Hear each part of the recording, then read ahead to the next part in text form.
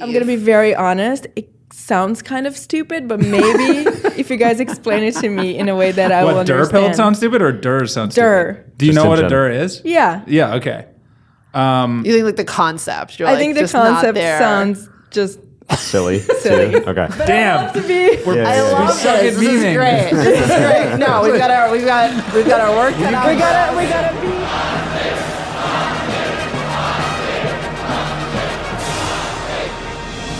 Welcome to another edition of Thunderdome. All right, we're back. Today we're here with Isabelle Boemeke. Is this correct? Yes, that's correct. Okay. She's the creator of Isodope. She's the founder of Save Clean Energy. Founder, is that right? And recent author of a book that's about to come out called Rad Future, which we're going to talk about today, amongst other things. Isabelle, we ask everyone a few intro questions, the same questions. I've massage them for your interests, but then we're going to ask our version of them as well. So we're going to give you double intro. Wow, okay. Our intro usually takes like an hour, so get ready. That was like basically 80% And then we're of the done. pod. Yeah, it's basically the pod. Like we just We'll intro get to it, some we see where it topics goes. eventually. Yeah, That's also the most formal introduction I think we've ever done on this podcast. Yes, because the one that I listened to recently, you guys are just literally laughing. That sounds Duncan, right. you're all what's going on here? Well, I feel like there's cross-pollination wearing a of suit. groups. You don't interview me. It's because I'm wearing a suit. Yeah, you're We're in like the a boardroom. suit. We're in the It's boardroom. we're talking about like nuclear instead of DER. It's like throwing serious. Duncan It's off. serious. This is like the UN of energy memes right here. So we just need to, we don't interview many celebrities. Yes, because you're yeah. a nuclear True as influencer, the first, some might say. The only, some might say. Okay. So first question is, how did you first get nuclear pilled? It's an interesting question. So the first time I became curious about nuclear was almost 10 years ago, or actually 10 years ago, when I saw a tweet by Carolyn Porco, who's a planetary scientist. She worked on the Cassini mission. I don't know if you guys are familiar with that. It flew... The Mars one? Or? No, Saturn one. Saturn one. Yeah, so she used to work with Carl Sagan, just a very incredible scientist. And I followed her on Twitter, and she posted about molten salt thorium reactors. Oh, and I know, it's the entrance. Everybody gets obsessed with molten salt thorium reactors. But at the time, I didn't know anything about nuclear, and I just looked at that and was like, this sounds cool. I went online trying to understand what a molten salt thorium reactor was, and I couldn't find anything that I could understand, obviously. But that kind of stuck with me as a curiosity because I had never seen anyone talk positively about nuclear. Mm-hmm. And so in the following years, whenever I met anybody who was working either in the climate or energy space, I would ask them about nuclear and about molten salt thorium reactors. And it would be like, I don't know about that one, but nuclear, it's pretty good. And, it actually is much safer than people think, but people hate it. That was kind of the common answer totally. that I would get. Yeah. And it was almost like they would like whisper, like they were afraid of saying that. Yeah, they're like, Tell I don't want to people be, I'm I don't saying want to be this. put in a pro-nuclear list. Right. But I'm not going to talk about this publicly, but yeah, it's pretty good when we need it.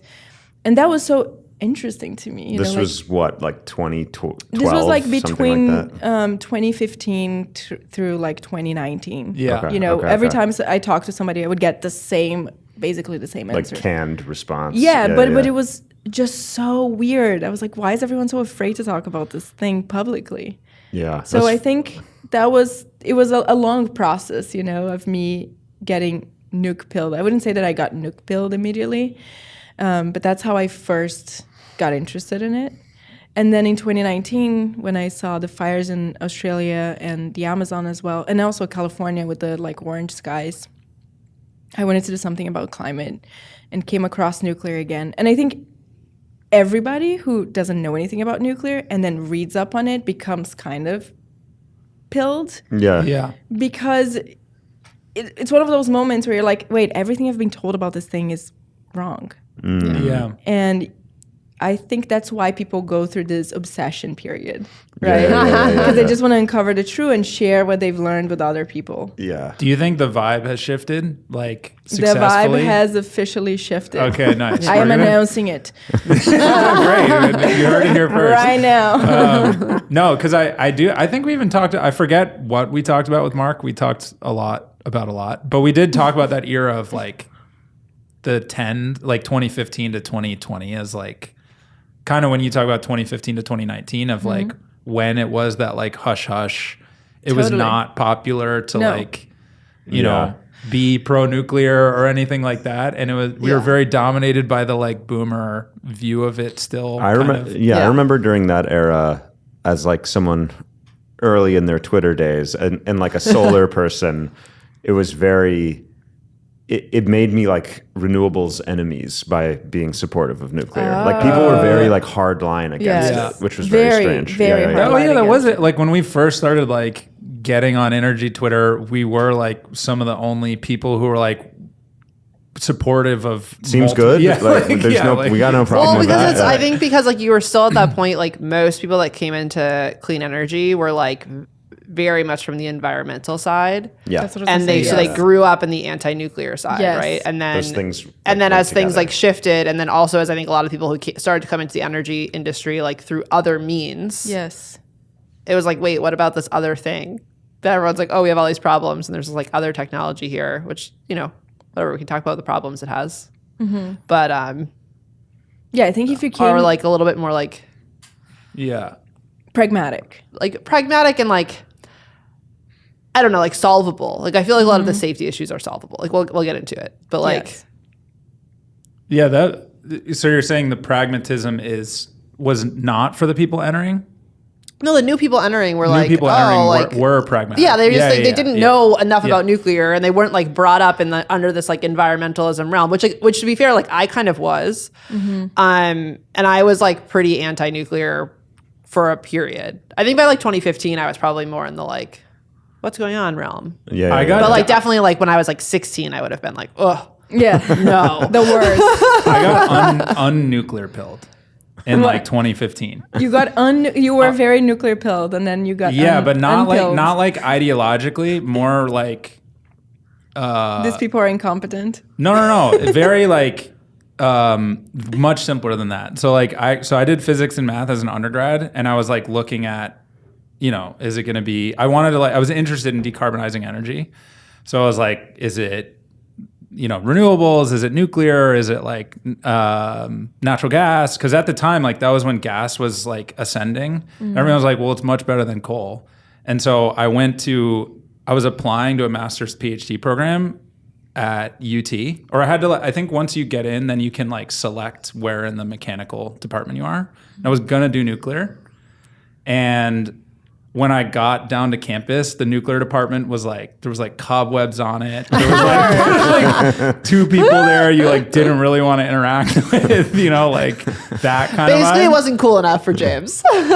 Kind of, yeah. I mean, but now it's cool. So, I mean, we're going to talk about like what me 10 years ago like would have experienced, but today, which I think is, I don't know. I think we should get into that later, and like, the inventor of the lithium-ion battery, John Goodenough, was there, and so there was like 40. The battery lab was like booming. I read this article in Bloomberg the week I moved down, where some Texan guy was like, "I don't give a shit about the environment, but like I'm making a ton of money building solar," and I was like, "Okay, solar and batteries are like."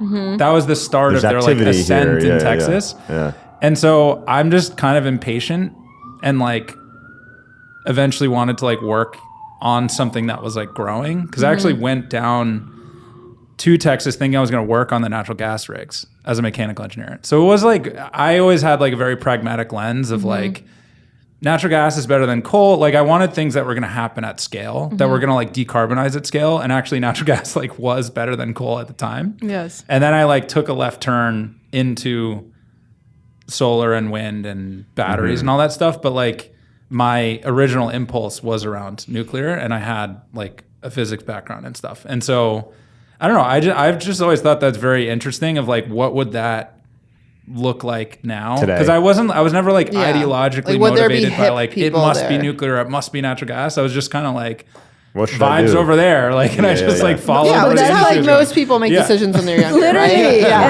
and that's why people are like, "What are you trying to do?" I'm like, "I'm trying to make nuclear cool." Yeah. Period. Yeah. Because That's of it. Yeah. of this, how many people do you think had the same experience? Jigar I- Shah had the same experience. I know met Quincy Oh, yeah. from Electric Era, Yeah. who's one of our favorites. And actually we've talked about with him and a few others that like at that time, if you were like a engineer or physics student or like technical grad, SpaceX and Tesla were dominant. And so it was Yes. kind of like you go to work in space or you go to work on solar and batteries or EVs. Like Right. that was like where the like That was talent the interesting pools like places went to go. on the like hard, Yeah. kind of sciences. And I do think now is interesting because we have like, there's like defense tech and there's like nuclear companies that are like actually doing stuff. And so anyways, I thought you got nuclear pilled around then. I got like Unpilled. unpilled. Yeah. I didn't get like unpilled. I just like I was You like, sort of I'm not became going like to do this. a little indifferent. You're like, meh. Like, Yeah. But it's also for decades, right? Like for 30 years, we didn't build a single nuclear reactor in this country. Yeah. So just imagine those departments and all the amazing people that would have gone into nuclear just went somewhere else. And now, to your point, I think every week I hear of a new nuclear company. I'm like, please stop. Stop. yeah, you're like, please just go work for these other companies. Like, Let's not spread the funding. But I guess VC money is endless. Is what people tell me. Abundant. Yeah. It's abundant. Wait, so- It's a renewable source of energy. This is a great so our next intro question. We usually ask people, what's your favorite DER? But we're going to say, what's your favorite nuclear reactor? And this could be either Yeah. category or like specific one. You know, you could say, you know, whatever, some specific Reactor, plant. or could it be a power plant? yeah, either Oh, or. that it can be a Okay. specific one as well. Yeah, type Yeah. or specific, either or. I think reactor, I'm just like gonna give you the most vanilla answer. It's the light water reactor. Just- It's just- the thing that works. Yeah, it's the just- classic. Very, Yeah. reliable. He's like the good husband that's there for you at all times. It's like the We American know how muscle it car works. of nuclear. Yes, you know? totally. I love that for all of us. Okay. And then in terms of a plant is Diablo Canyon for sure. in Diablo California. Canyon. It's That pretty was the cool. one you helped save. Right? Yes, yeah. it's just stunning. It's like in the most stunning Yeah. piece of land overseeing the ocean, and there's just so much nature around because I think it's like I'm gonna say a crazy number, but they have a lot of land around that they preserve, so it's Yeah. just super cool. yeah. Okay. And they don't Okay. have cooling towers, which is part of the reason why they wanted to shut it down. But Oh, it looks a once lot better through without the cooling. cooling Yeah, towers. yeah. I like the cooling towers. I think they're cool, but I get people have Yeah, they're weird associations It's just with steam, them. Yeah. right? It's yeah, it's just steam. Though it's not steam. Somebody told me it's like water vapor, which apparently is different from steam. what isn't? I mean, Is that like a that's, That feels like a distinction without a like Yeah. real this difference. is a very nuclear engineer thing where I was like, yeah. it's just steam. They're like, well, actually, it's not steam. And It's you're like, yeah, they're like, look, it's 5 we're- degrees cooler yeah. than what you classify as steam. You're like, so. we're memeing. It's steam, all right? I know. Wait, but we do have to add. Normally, those questions are when did you get DER-pilled and what's your favorite DER? So I guess the Which question we've is, tailored for are you DER-pilled? Or yes Do you or like no? DERs? You can say no. It's fine. I'm We gonna won't make you say, I'm leave. gonna be very honest. It sounds kind of stupid, but maybe if you guys explain it to me in a way that I will what, DER-pilled understand. sounds stupid or DERs sound DER. stupid? Do you Just know in what a general. DER is? Yeah, Yeah, okay. You think like the concept? You're I like, think the just not concept there. sounds just silly. silly. too. Okay. But Damn. I love to be. Yeah, I yeah, love suck this. at This is memeing. great. This is great. No, we've got our work cut out. We gotta beef. We gotta beef. Will you, Let's no, go. will you consult with us and make our, Yeah, we need. Our Who's gonna memes be our more DER memeable? Yeah, okay, let's go. We need a DER influencer. Can you guys yeah, give me what is- like can the you- 1 minute? Give me the elevator pitch. of DERs? Yes. You can make your own power anywhere you want. Cheaply, it's just yours. You can do it wherever you want. You Okay. can, if the grid goes down, you still have power. Yes. In your home, at Mm-hmm. a campsite. But how Even- does that? I understand that for like individual homes, right? Like I want to take care of air conditioning and blah blah blah blah. But how does that help the rest of the grid? Because I hear a lot about how we're gonna have this Virtual power plant? virtual power plants, Mm-hmm. and see, she's laughing. Well, No, but She knows what I'm talking about. virtual Yeah, power no. plants has to go away, by the way. Oh, so, well, then, we don't like, we do not. But we're not like I don't. I'm we're like- not anti that concept though. So basically, the idea is I'm like. against the term, the classification, but you know, you But I you think say what the VC so. say, I think yeah. the benefit for me, the benefit of DERs is that they provide multiple different functionalities for multiple different levels, right? So they provide to an individual some lack of cost reliance on the grid and a increase in reliability for your home, for your business, et cetera, which can have community level effects if you're like a grocery store, all of those types of things. Right. On the second order, there's like the distribution Yeah. system benefit, right? Where if there's congestion coming in on a physical power line and you install enough distributed energy, you can replace the need to have like a peaker plant in a region because you can dispatch, let's say batteries is the easiest one. Because batteries is probably like the best use of distributed energy. But do you think there will ever be a scenario where we don't have a fossil fuel backup? Well, we don't have- Or like a peaker but plant. a gas Well, generator a is a peaker dirt. plant, yeah. Like I think you can get rid of the peaker plants that are around for like the 50 to 100 hours a year when you really need them. When you're talking about like how do we handle baseload generation, or do I think we're only going to have distributed energy? Like, I think there's probably a mix. I don't know exactly what the mix is, if it's 100%, if it's 90%, if it's like 70%. But I think like there's some mix. I don't think we're 100% distributed energy, but I think distributed energy is absolutely crucial to having like a reliable and Yeah, and gas is System. distributed energy. So Yeah. DERs aren't just SMRs. aren't, We yeah. would call a DER. So I see. like anything that I would just make. It's so funny because we don't get. I was like, what? How do you? We're We so were just internal. talking. We're so we were internal. just having a conversation where we were like, should we be defining DER? And we're like, everyone we talk to knows what Everyone it knows is, and what now a I'm DER like, is. oh, So we have not. You're. It's good. We everyone we have on the podcast is like, of course I know what DERs are. But yeah. No, I kind of know what you they know, are, yeah. but I'm like, but you okay, have to give like, me Okay, the. but I think here's separate how I would- intermittent from dispatchable when you think about DERs, because the value of DERs isn't like the same as the value of solar, although they are often Conflated. I would say. conflated. I would say it this also, way. by the way, you're talking about certain markets, right? Because maybe do they make sense for New York, for Yeah. example? For sure. Like what sources of energy? Yeah, there's a are- lot of congestion. I mean, even just batteries. Like batteries, even, Just batteries, Even okay. if you take out, yeah. So like, but even just batteries, like there are really, really dirty power plants that burn in Brooklyn on really Yeah. hot days that you could like probably get rid of with DERs. Like we're starting to install batteries in our locations to like avoid peak demand charges and avoid like peak grid Yeah, I'll times, just which run- helps the grid and helps the helps grid. the Yeah. customer. But those are plants that aren't used very frequently. So like you have to Right. sort of separate the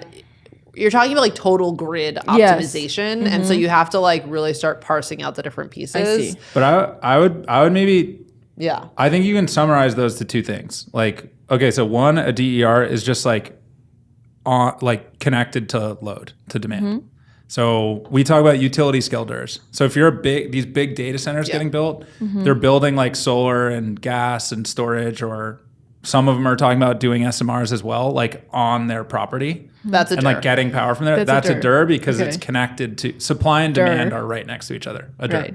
Yes. And then the benefits are one, avoided transmission costs, because like if I build this thing on site, I don't need a wire. I don't need as much wire theoretically. There's like a harder one to parse out, but there are real cases where someone's like, I can only get a 500 kilowatt interconnection and I need to spend $5 more million to get to 1.5. But if I course. put on-site gas and solar and storage, I can stay at 500 and get as much power as I need. yes. So that's like avoiding the multi-million dollar distribution infrastructural yeah. upgrade. So it's like avoided transmission and distribution costs. And then the second one is just resilience. So it's like we could build like, I for one think nuclear and DERs are like totally compatible because you could build like tons of light water reactors, max out transmission, and like still you have to ship it on wires, Right. and the wires are Gonna go vulnerable to wind and other storms or wildfires or what have you. And so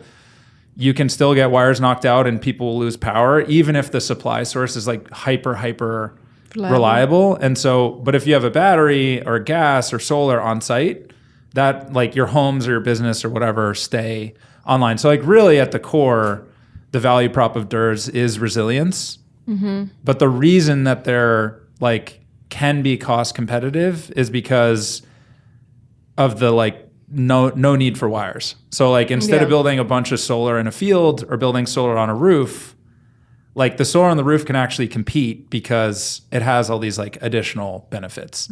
But they're both just adding like supply into the market, right? So Well, yes, but it doesn't get rid of the need for the grid. No. Still, because you have commercial buildings, industry, all Totally. these others, Yeah. like hospitals and so on. Oh yeah. We don't think they're replacing the grid. we're pro grid as Okay. well. We're very pro We're pro grid. DERs, Okay. pro grid, you know. I thought it was one of those things because the virtual power plant idea kind of goes into we don't need the grid, right? There's definitely people who are I would say it's actually actually- very grid aligned. It is Yeah. very VPPs is aligned. grid aligned because it's Yeah.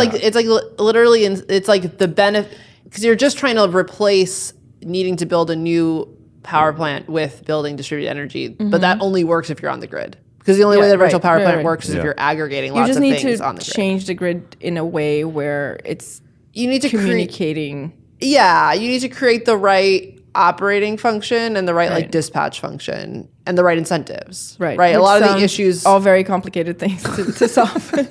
Oh yeah. Yeah, but I think it's honestly largely a market pricing issue. Mm-hmm. Like I think that's like the biggest thing. I think if you like were able to appropriately price when power is used and like what it's using, you would see a lot more, even more DERs on the grid. I think we should move on Okay, from DERs Yeah. right now. I want to Wait, talk but about so nuclear. are you DER-pilled now? I am Did we just they're dirt willing, you they're or- open. You're open. You're open. I'm You're open. curious. Open. They're Okay, curious. Okay, cool. Perfect. All right, we got another hour to convince you otherwise. Yeah. But I want Except to we're going to my talk about book. nuclear This the is whole all- time. I wanna learn more. I said we're going to talk about You're nuclear the gonna whole time. re-nuke pill me. It's great. I want to Come learn on. more about nuclear, yeah. Yeah. And I want to start with, like, if I think about everything your book talks about and just you and your career, what you've been doing, the place I want to start is fear of nuclear and like where that comes from, because I think so much of what you do attempts to turn that around. But like, why is it even in the first case? Like, as a millennial who's like kind of technical, I never really thought about nuclear in a bad way. But a lot of people do, obviously. But even So, if like, you what didn't is think it? about it personally, you know that there was this bad vibe around it, Yes, right? yeah, for sure. Yeah, which definitely. led to things like what James described, like Right. brain drain and stuff.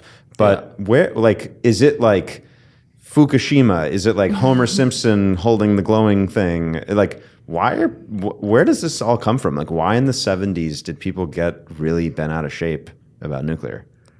This is probably going to be a pretty long answer, but you have to go back to the beginning of nuclear technologies, right?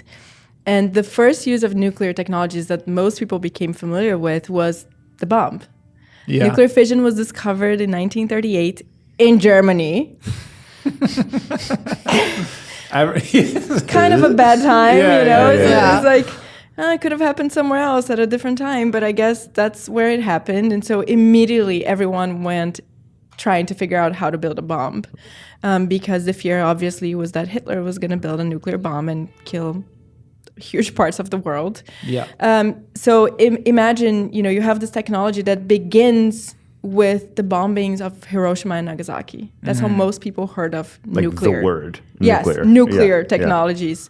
I in the book I make the case that imagine that we were introduced to AI by murderous robots just like killing people in the streets. I feel like we wouldn't like AI so much, but Yeah. we're like interacting with nice chatbots and they're giving us recipes and we're like, oh my god, AI is so cute. So if like the MRI was people's first introduction to nuclear, we probably would have like different cultural views on it.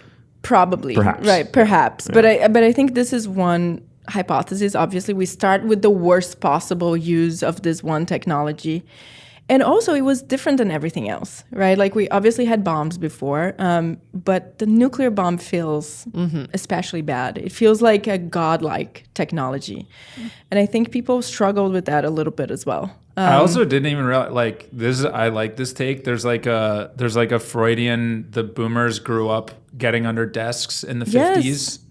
Totally. And then, like, as they came of age in the 70s as hippies, they were like, we don't like this anymore. Like, they were they had this, like, childhood trauma about the bomb. Yeah. Yes, they would do drills in school, literally like duck and cover drills, where they would just jump under the desks and hide as if that's going to save you from a nuclear bomb. Anything, like, I don't think your desk is going to save you in that case. But, you know, they're obviously being traumatized by that.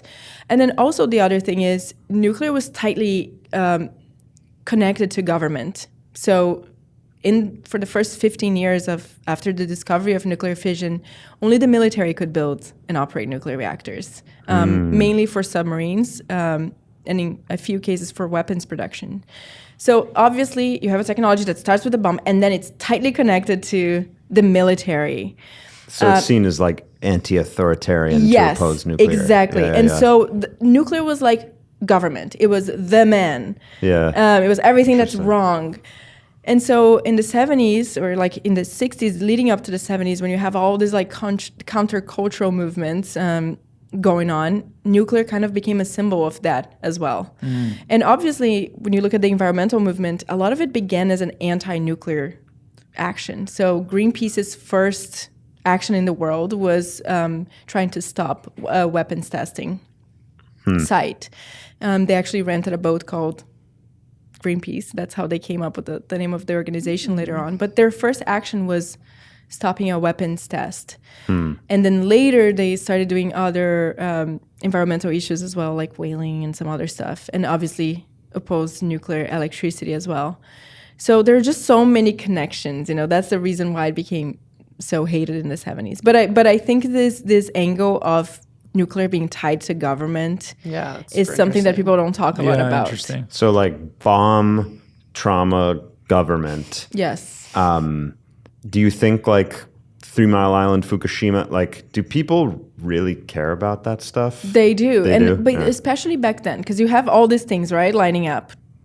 And then you have this movie, The China Syndrome, that comes out that is about a nuclear reactor meltdown. And there's a journalist on site that kind of experiences the whole thing. It's like a near accident. She experiences the whole thing, and they try to tell the public. And the people who work at the utility are trying to murder her, and so she cannot tell the truth. And then finally they do experience an accident. Nobody dies in the end, but you know, it's a thriller about a nuclear accident. And it came out 12 days before TMI. Oh, wow. Yes. Wow. So, and it was curious. Yes. Yeah, very curious. Totally. That is strange though. Yeah. Isn't it so strange? Yeah. Like, I mean, if you want to go down a really weird spiritual route, the fact that nuclear fission was discovered in Nazi Germany, and then that this movie comes out 12 days before TMI. Like, there are just so many connections like that. Yeah. Like, is this the universe trying to send us a message? But yeah, it came out 12 days. It was a huge success. So people were already kind of, on edge. Yeah. And then this accident happens. Actually happens. And it was kind of similar to what they pictured in the film, which is also crazy and It was curious. the CIA. Well, Tell us more. go like full on conspiracy theories. So of course people were really freaked out about that. And of course nobody died from TMI. But, at the time they didn't know that. They were horrified. Yeah. People, I mean, at one point there were only journalists around just trying to figure out what was going on. Everybody had evacuated. And then you have Chernobyl, which was almost 10 years after TMI in the late 80s. And that was obviously, a bad accident where people actually died. So I think it just with each little thing, it just cemented the view that nuclear was bad. And then it was what year was Fukushima? Fukushima was 2011. Yeah, because I remember when I was in college, I did go through the I read like Energy for Future Presidents or something. Do you know that book? No, I don't know that. I It was remember like that book. popular. Yeah. You remember? You know what I'm Yeah, talking yeah, about? And I think they did the like debunking of nuclear's like The fears. the fears. So I like went through that process. That's like I went through that, and then I was like, oh, nuclear's the answer. you've And then been I on, like, showed a up and it was double arc. cobwebs. Yeah. But yeah, so that I do remember 2011. It was like as I was learning about it, I was like, there goes our hope of Oh, totally. But, people yeah. realizing that this is not that bad because of Fukushima, basically. But yeah. that's literally what happened because it was a nuclear renaissance kind of happening then, and Right. small modular reactors were all the rage back then. Gen 1, Yeah. of SMRs. Of SMRs, yes, and then Fukushima happens. It was Well, a and that's when combination of Germany things. shut down all their nukes because That's of why Fukushima. Angela God, Merkel decided that's to right, shut down. yeah. Yeah, because Angela Merkel actually wanted to keep the plants open. She's a physicist, she knows. She knew it was up. She knew it was up. But then Fukushima happens and she did a 180. But I think Was there like more going on there? I've always been curious because it's so strategically dumb for nuclear to shut off. like the Well- worst it's like the decision. most incredibly It's like the dumb worst thing. energy policy decision it's ever. strategically dumb for the country, but it's not strategically dumb if you're trying to get reelected, which Well, was the yeah, case. yeah. Right. So it's just she like was the just public was just demanding Germany it, was so essentially. anti-nuclear. I mean, Okay. after the Fukushima accident happened, there were a bunch of protests and people stopping spent fuel casks from driving around the country and so on. So I think she just made a decision that she was like, "This is not the hill I'm gonna die This on." is like which, happening with me or which in without me. hindsight Yeah. is. She maybe should have been the hill she was maybe going I to know. die on. I would Yeah. love. That would be nice to talk to her and Ooh, say, like, yeah. okay, so what do you think now? How do you, yeah, she would be remembered very differently, I think, now. Totally. Okay, so that's where nuclear fear comes from. One thing I'm curious about, and this is not a challenge, this is like an actual question. What should people be? Like, to what extent should people have fear? Is there a reasonable level? Or is that like, what does like a rational cultural view of nuclear look like? I think there should be some fear, right? Like Chernobyl was a perfect example. It was a horrible design. Yeah. And, Yeah. it didn't have a containment dome. That's why whenever the accident happened, so much radiation went into the environment. Wait, Chernobyl just didn't have a containment dome at all? No. It was basically just RMBF in like a metal tin They shed. just like Yeah. ripped the reactor. And they basically did it was like a series of unfortunate events. It was a series of unfortunate events, which is always the case with something like this, Yeah. right? It's like it's like a human 1 in 1,000 error. thing. Yes, Yeah. it was like human error plus a bad design without a containment dome. And then also it was in the Soviet Union, so they didn't tell people that the accident they had- happened. Yeah, and yeah, the yeah, people yeah. around it were like drinking milk and eating food contaminated. And the rest of the world didn't find out until days later when a nuclear power plant in Europe, their radar went off saying that they had elevated picked up- radiation they detected levels. the radiation. Yes. Oh my gosh. They Yeah. detected the radiation and then they traced the wind patterns and the specific isotopes that they were detecting, and they traced it back to the Soviet Union, and that's how they People put pressure found on, out, yeah. and that's Yeah, how wow. people found Yeah. out, which is wild, right? Yeah. But yeah, that reactor design does not have a containment dome. Okay, wow. In the case of Fukushima specifically, also a series of unfortunate events. I mean, it was a huge, obviously, earthquake and tsunami that hit the reactor. And the only reason why the accident happened is because the tsunami inundated the diesel generators. So whenever the power went down, they didn't have so the- backup Wait, generators. so the nuclear plant needed some DERs. Here we go. Wait, is diesel a part of DERS too? Yeah, I mean, sure. You guys are like, Strictly DERS speaking, DERS is yeah. technologically agnostic. It just means distributed energy. Does Yeah, it mean so it's like- my Okay. favorite Yeah. one? No, but Okay. yeah, it's a DER. Anyway, okay, so that was like yes, nuclear power plants need DERS. so put the generators high is the design Or lesson build a there. higher seawall, which was the case. Yeah, here. I was like, big wave. It was And I a- also- Yeah, Waves because it was bigger, also yeah. the power going in got cut off, The and power they got- had like 8 hours of auxiliary until they needed like the generators or something. Exactly. So, like, Yeah. there was a lot that was A lot wrong there. Yeah. yeah. But it was the seawall was basically the thing that mattered the most because there was another plant. It was actually Fukushima Daini, which is like 5 miles away from Fukushima Daiichi, which is where the accident happened, and it had a higher seawall. So it was hit with obviously the same earthquake and tsunami, but it survived. Fine. wow. Yeah. That's Yeah. the first time I've ever heard of that. Yeah, which is wild. it is wild. Yeah. I know. But I think there is some level of fear that is acceptable. And that's why when I hear people talking about let's just get rid of the Nuclear Regulatory Commission, I say no. I like my nuclear regulated. Wait, let's get to this. Right. This is later on my list, but let's just jump right in. Yes, because it's the same thing with airplanes, right? Is there a reasonable level of fear of flying? Yes. Yeah. If we don't have the FAA ensuring that planes are safe, I am not going to feel very comfortable in an airplane. But it's the same. It's the same for nuclear. You know, if we don't have a strong regulatory body, there won't be like public license to do this. I don't even want to live next to a nuclear reactor that hasn't gone through a very Yahoo was just rigorous. Like, I'm gonna build this. Yeah. Yeah, Wait, and then go out of business 5 years from now. If we're just gonna cowboy nuclear Yeah. reactors, I don't feel comfortable living right next to one. Yeah. Okay. So in the meme verse, Yes. I feel like there's a line drawn kind of between the abolish the NRC, let us build, unleash us kind of camp. And then what I think, I don't want to put words in your mouth, but what I think I'm hearing from you and other kind of seasoned nuclear advocates, I would call them. Sophisticated. And maybe there's a type of person that's kind of in the middle, maybe a Mark Nelson who's probably we need to massively retool the NRC. It has held nuclear back massively, but we can't literally just destroy it. Yeah. I don't. Well, that's the my NRC impression. He may have a different view there. The NRC is an easy scapegoat. It's very easy to point at the NRC and say, this is why the industry has failed. It's because the NRC has stopped us. It's not the main reason. Really? What's the main reason? I mean, maybe in the 70s, whenever the regulations were changing in real time, especially in the late 70s when TMI happened, where a lot of regulations changed basically overnight, and people were in the middle of building nuclear power plants and had to change everything.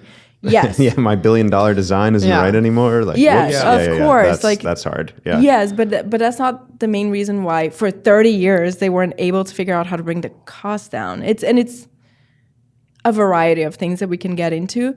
But I think that, the NRC is an easy scapegoat.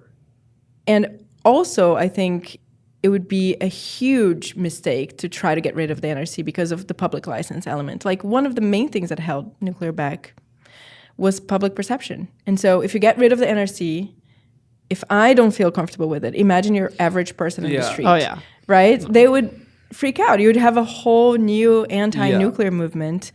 But I do think that, for example, removing the NRC from building prototype advanced reactors, great. Whatever the executive orders say, basically, which is just go to federal land, go to Idaho National Labs, and go build your prototype there. Go test it out. Sure, I think that's great.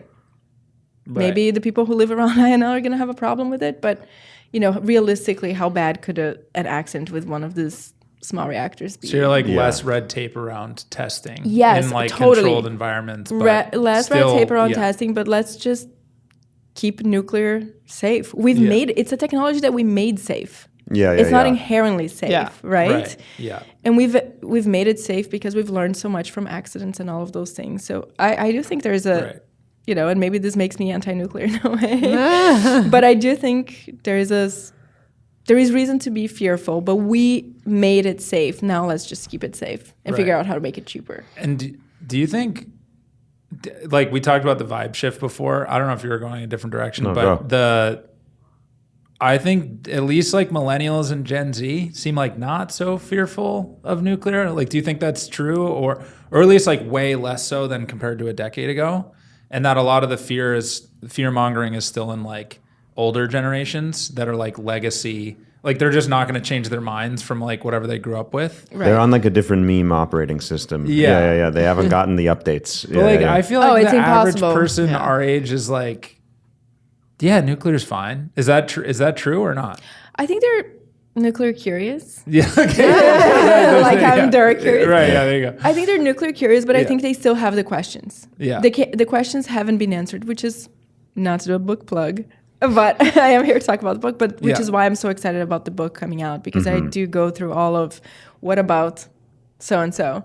So I think they do have questions, but I agree it's not an entrenched anti-nuclear position like the boomers. Yeah.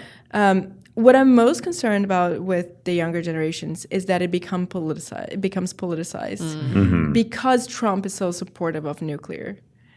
I don't want this to become like a culture war like a issue. culture war issue. Like the solar versus nuclear. Totally. Yeah. And Yes. he's so anti. And he's so renewables. anti-renewables. Yeah. Yeah, exactly.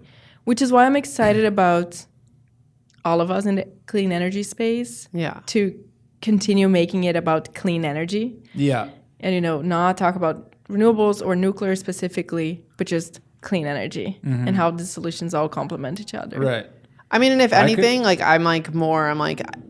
if like what we have to do in order to get the grid cleaner over the next 4 years is to like make some really good progress on nuclear. Maybe it's amazing. worth That's it. great. Yeah, Like sure. that's great. That's like a nice like silver lining, right? Versus like, oh, we're gonna just like double down on coal, bringing coal back. Well, we you kind know? of are bringing coal back. I'm not saying Are we though? I'm not saying that we're not bringing coal back, but I'm just saying like, at least we're also trying to bring nuclear forward. How many Right. cool plants are getting built? I'm sorry. Well, they're they're not getting built, but They're they're not not getting being shut down. closed. They're not Yeah, getting yeah, closed. shut yeah, down. yeah. Coal, Yes. coal has gone up this year. And we Yeah. don't. I mean, we don't know what's going to happen after like the massive millions of pipeline get pulled in the next Yeah. Yeah. 6 Yeah, months. once you build the infrastructure, that's kind of the problem, right? Like, you already have the infrastructure, you might as well just use it. So Yeah. we don't know what's going to happen. Yeah. Which was one of my favorite uses of nuclear was to replace coal power plants. So I don't know that that's going to happen in the next Yeah. decade. Right. But, and we talked about this before, but there's also the question of how much subsidies do solar and wind and batteries actually need, considering they are more mature technologies. So love to hear from you guys. I mean, I mean, think I'm fine with I'm not. them. Yeah. I'm not. like- I'm not a. I well, where I do care. I think we need. Okay. No, I think there's good reasons to have them if you have goals that align with that. But like, the technologies will be fine. The I- industries I- will proliferate. well- Like, Oh yeah, I don't have. Well, but in the U.S. yeah, I think so. Like you have to have a long view, but Well, okay. So you're fine. Do I think in like 20 years solar will be fine because we cut industries now in the U.S.? Yes. I just think it's. Do I think Well- over the next 5 years there's going to be like a massive shift? sure. Also- You I think think so? I think today solar and storage can compete without subsidies, but I do think there's a whole question around like policy implementation and like rug pulling and like how businesses react to it and how to like support an industry Yeah. that I think like probably particularly now most of the conversation is reacting against like the rug pull, not the like ideological or like intellectual. Do we need subsidies for solar and storage? I think most people would say, no, of course, like, yes, they can they can compete on their own. Right? Yeah, that's basically Yeah. the question. Yeah. Can they compete on their own? I in the 100% United think States? so today. I totally yes. agree. Yeah. Yes. We have a Opposite view. I don't think they are far from competing. I think like the previous phase out structure they would have been fine. I do think that there will be like a painful couple of years, but I don't think that it's gonna like kill the industry. I do think it will put America behind in the Yeah. industry I do think a lot versus of, like China and we Europe and did everything. we did talk about a lot of projects are going to become uneconomic in the Mm-hmm. near term, like won't get built. I also think there's a lot to unpack here because I think the bigger problem facing the industry, which people aren't talking about, is just like access to supply chains. And so like you can get solar and storage and other technologies in like Europe for 4 times less than in the US because of like tariffs and all this Yeah. other stuff going on, right? And so like if you look at the cost curves of solar and storage and how they're like naturally coming down from manufacturing, it's going to be cheaper than 30% in like 1, 2, 3 years time, right? Which is why I Like, say in 5 years I don't think it'll matter. yeah. okay. And- That's but, pretty like, good. I think But like 5 years is like a long time for a lot of businesses. that's what I'm saying too. Is like the implementation timelines is like what people are mostly So a lot of reacting to. businesses will shut down probably. Yes. Yeah, I think so. 100%. Yeah, I think Yeah. there's Yeah, a lot of so I guess businesses. that's what I'm saying. It's like, like I think I agree with you guys on like a macro trend level. see. But a lot of businesses But I- are going to get smoked. but do and I think, that's like- not But maybe do they need to? I think in any like market, you mean it's good that some businesses. It's just will? like it's usually like that. If you look at the small modular reactor space, like 8% of these companies are going to fail anyway. So I would imagine that. I mean, I'm not as close to the like developer space as you guys, obviously, but like zooming out, I'd imagine that the quality companies get through this and like consolidate and come out stronger for it, and a lot of the like Yahoo stuff gets cleared out. Cowboy, and like that's solar. always true in any market, Right. you know, and so that there's some.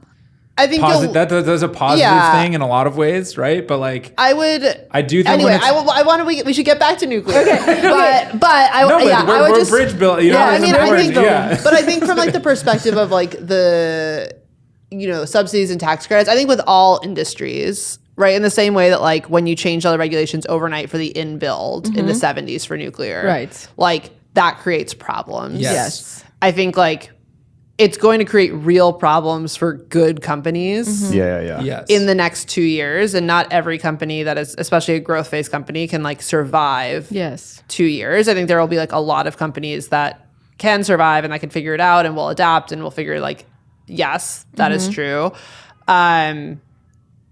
And so for me, it's more of like when regulations are changed with like an intent to kill the industry, Yeah. Right. they will have real damage on good companies. That's definitely true. I think like there was, but I also agree that like I think they were nearing a point where a phase out would have been reasonable.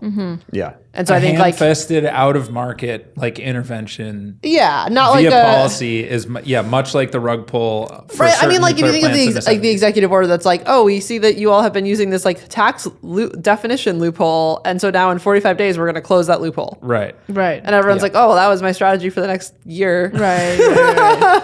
It is. It is To go definitely burn a bunch of brain cells and Yeah, I figure guess. something else out. Yeah. It's more than like a thoughtful phase out. Let's get everything on equal footing. There is Yes. some like antagonistic. There's some intent to antagonistic injure intent, and I think that that's people for are sure. rightfully and I think that's pissed the about. problem. And I think Yeah. that's the problem, Yes, right? Like I I think if agree. you were like, okay, like we're going to phase this out and equalize it. Although I'd say like, what does equalize it mean? I don't know. Like people have been getting subsidies for like lots of different things for a Yeah. long time. Right. But anyway, I think it's all that to say, I'm excited that nuclear is still in the running. Batteries in theory are still in the running. Yeah. Except that we really do have to ramp up manufacturing either here I or w- just somewhere that isn't China. But we won't get into that I today would be either. pro subsidies for manufacturing, which is that's what Yeah. I was Yeah, like. I There's think- some nuance here because like Yeah. you know. Because you want to build, like, I think we want to build American energy dominance, which means you Yes. should be building Yes. nuclear in America and you should be building solar and storage in America. Right. I And think the wind, right maybe. analog here would be, let's say we decided we really wanted to make nuclear fuel in the US. So we tariffed the shit out of nuclear fuel. Russian. That would probably hurt building new nuclear power plants until that new fuel supply comes up. Right. So But then no you one's would- going to so- build new fuel supply if there aren't then- power plants. Yeah, so then you would simultaneously add a subsidy to nuclear fuel. So it creates this Right. dynamic where like it doesn't hurt the dependent industry, which is nuclear power plants, but it incentivizes the supply Right. domestically. Just like smart there's a industrial logic policy. to that. Yeah. Like that would make sense to me, and I think you could say that for solar panels as well, right? Like if they're important enough to tariff because you think we should have them made domestically, then the follow-on industry, which is like the installation and operation of power plants, you also don't want to kill that industry. So then you would subsidize it to bring it back to neutral. Like I think there's a reasonable case to be made there. With that said, I think it's all going to work out in the end. The thing that's going to get hurt is climate. Like, Wishful thinking. yeah, Yes. it's like that. That's the thing where there's like a clock. And so Yeah. if you care about climate, I think the case for the subsidies was just I mean, obviously. it's like an yes. inefficient way to price the externality, and the IRA course. tried to make it tech neutral. Did it work? Maybe, Right. you know. Anyway, I think we should move on. Okay. Are we okay with moving on? Yeah, that's Okay. fine. My next question then. Fear of nuclear. Now, very curious about, and this played a big role in the book, like degrowth versus nuclear, right? Because we talk about like clean energy abundance as like our kind of view of just culturally, like what we should be focused on, Yeah. versus kind of like millennial Gen Z, oh my God, everything's really bad. But I think in A rad future, one might say. yes, a rad future. I think like in what we've talked about with the fear of nuclear, especially in Europe, like degrowth and like denuclear got like linked. Right. And that's just interesting to me because I don't know. In the US, I feel like nuclear got shut down for like a bunch of like economic reasons, some of which were pretty dumb. Right. But in Europe, it's like this, it's not just nuclear scary. It's also like we should all be living on the pasture more simply, etc. So I don't know. I guess I'm just curious how in like nuclear land those topics interact. Well, I think when Europe, Germany is mainly like the anti-nuclear bad guy. That's behind, by the way, everything like the World Bank not funding nuclear projects. Germany was behind that. Nuclear not being considered clean or renewable in the European Union, Germany is behind that. So they're behind all the anti-nuclear stuff in Europe. But you obviously still have Sweden, which, by the way, France, Sweden, all of these countries that have incredible nuclear capacity, they were anti-nuclear at one point too. They were promising to reduce their share of nuclear electricity, which is just so stupid. Like France at a point had as a goal to cut down nuclear to 50% of their electricity production to increase some share of renewables, which wouldn't do anything for their emissions. By the way, it would probably increase emissions. But just to say, yes, but just to say that you're hitting some stupid renewable goal.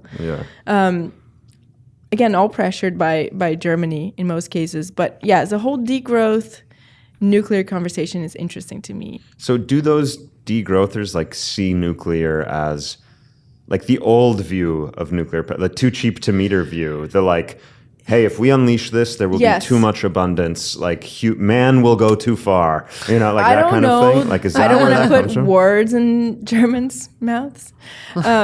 But that was the case with David Brower, who's the guy who started Friends of the Earth. So he left the Sierra Club after many years working at the organization because the Sierra Club supported Diablo Canyon being built in the location where it is. And so he left in a rage and started his own organization called Friends of the Earth. And the main mission of Friends of the Earth was to be anti-nuclear. And his argument, his reason for being anti-nuclear was that it would, too much cheap electricity would bring more people to California and it would ruin the state's beauty, natural beauty. Isn't that crazy? Yeah. Like those explicitly degrowth. Yes, explicitly degrowth, but also anti-immigration, like all the bad things. The guy was like... just all the bad philosophies combined in a man. But nailed it. But degrowth in general is really upsetting to me. And you read the book, so you know why it's so upsetting to me. But it's because I grew up in a developing country. And I remember people struggling in the summer or in the winter for that matter because we didn't have AC. Like nobody had air conditioning. Maybe you had like a standing fan, and then in the winter time, I was just checking the temperature like 2 days ago. It's like 32 degrees. Yeah, it's cold as hell in the south, and we don't have home heaters. You maybe have a fireplace, or you have to be inhaling smoke from wood burning, which is really bad for you, by the way.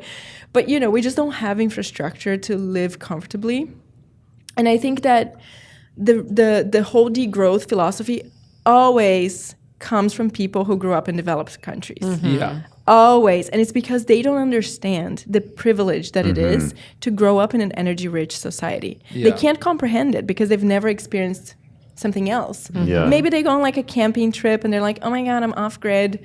Cute. But you don't understand. It's not just a benefit to you personally. It's not just your laundry machine and your dishwasher. It's growing up in a country that has the entire infrastructure of hospitals, of everything else that enables you to have a better life. Am I being unfair in saying like at least a cursory glance, the whole like degrowth like position, I was like, it requires you to basically pick up the ladder and be like, we developed as a country, but we're gonna like freeze development here and like not let anyone else develop. Is there like any more generous interpretation of degrowth than that? Because I just like looking at it as face value, I was like, you can't not let people develop. It's Thus, kind of like there's nowhere to go in this movement. Like, yeah, I obviously don't think they explicitly think that. I don't think anybody thinks they're evil. but like at its core, that's what's happening. So like that's So at that's its how core, I'm judging I it. think Basically. the people, the argument that first of all, degrowth is basically an anti-capitalism argument. Right, It's just that they right. don't call it that, but that's Right. what it is. Yeah. You know. Yeah. But second of all, I think they think that we're going to be able to do degrowth in developed nations and allow maybe the developing nations to develop, which is obviously not going to happen. Right. And the example I use in the book is, there was some law that was being passed to ban adding gas stoves into new builds. I think it was California. Right. And people were freaking out, and this rep was like, "Come take my gas stove out of my dead hands," and like, I remember my cold dead hands. my cold dead hands. Yeah. And do you actually think that people in America are going to consume less energy? So if they're not going to do it voluntarily, how are you going to do it? Are you going to have energy ratios? Right. You're going to be like, you can only use this much energy. How are you going to track that down? Are you going to put people in jail? Are you killing people? Like what? Yeah, what is the goal here? It's Basically, Yeah. like the degrowth movement is about looking around in a developed country and being like, we consume too much. We should consume less. Yeah. And Well, that's, also, like, that's what do like you the wanna vibe do, of it, like- and it's not It's actually. A lot literally- of what Yeah. brought women to like being able to work was the development of like Laundry refrigerator, machines. laundry machines. Yes. Like they didn't have to spend their whole day cleaning clothes and like cooking and doing all these things. And then like they had time. And so then they could go Yes. work. And They so it's could also like, study. that's really important Totally. to all this stuff that also is just like not ever really talked about. People are like, oh, you don't No. need X, Y, and Z. Right. Yeah, we don't need all of these things, and it's like, well, that's literally what made It's yeah, just, to like, your naive, point, yeah. what Yeah. allowed women to study and join the workforce, or God forbid, like have fun. Yeah. Instead Yeah. of scrubbing clothes all day. Right. Like I would rather Yeah. just read a book. I don't know. Yeah. But and that's the whole problem, is like, to your point, is just we should use less energy. Okay, who's we? And how much is less? Is it Right. 10% less, 20% Yeah. less, Yeah, 50% yeah, less? yeah. And then what do we cut out? Like, some people love traveling. Are we going to forbid everybody from traveling because that Right. consumes too much energy? So I haven't seen a practical, I don't Yeah. know, like a plan. Plus, I mean, If a lot I of the could- people that are very degrowth like do actually travel a lot, and you're Yeah. kind of like, well, I mean, which is I why guess. so It many ju- people. No, which is why so many people like in the. I mean, again, if I very broadly make Yes. this like a very strong culture war thing, right? Yes. And you kind of have these like liberal leaning people who are very pro degrowth who like travel and like do lots of fun things. And then you have like the more conservative people who don't even own a passport, right? Right. And they're like Yeah. in the Midwest, and they're like, what? Like, Yeah. I already don't do like, Yes. sure, I drive a big truck, but like, I've never been on an Oh, airplane. right. True. They're the actual And you take, like- degrowthers. Yeah. And I'm like, you're like from an energy consumption and like Yeah. perspective, Yes. like a lot of the people that promote degrowth are like the highest energy Hypocritical. consumers. Yeah. Yeah, it's If more I- of a vibe. It's more of like, It's Yeah, it's a vibe. Yeah. It's, it's a not vibe. an actual plan. It's just a vibe. And what bothers me is that it is selfish, and Yeah. it's so privileged and totally ignorant of the privilege. And it just annoys me that it's a part of the conversation. Right. If I could steel man like Yeah. deal growth, it. degrowth, Deal growth. which We're I'm not. rebranding. But like intellectually, if I could try to, I think it starts with like the kind of like finite Earth, finite resources, finite carrying capacity position. Mm-hmm. And then you have to layer on like a lack of belief in technology Right. to increase that like efficiency or productivity or whatever the right metric is. And like, so if you believe both of those things and think we're like nearing some kind of limits, like I logically understand how you would then say, okay, we need to stop.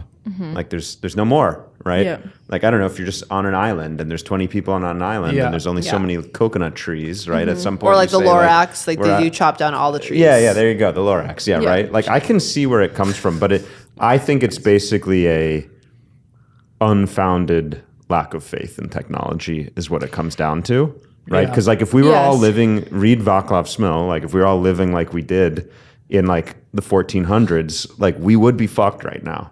Yeah, life would suck. Because we all need like 7 hectares of wood per Right. year, or like whatever. You know? Or like for planting your, like growing your own food and whatnot. Yeah, we would be out of space by Right. now if we lived that way. By the way, but like coal was once a big win for the environment because Huge win. Yeah, because they were like chopping down trees to burn the wood to smelt And some then- metals and stuff. That deforestation was a huge problem. So coal was kind of solving that problem, and then creates this new problem. Kerosene solved like Whales. like Yeah. save, the whales. Save the Exactly. whales. Kerosene save the whales. Yeah, totally. You know, I know where they're coming from. I just think it's like a wildly impractical argument. yeah. And I haven't there seen should an be actual limits, plan. but like, yeah. But But then also technology does get better. In the case of nuclear, for example, we know, and I know that the Renewable Bros hate when we talk about this, but from a land use perspective, Renewable Bros is so funny. That's an amazing term. Yeah. Renewable Bros is perfect.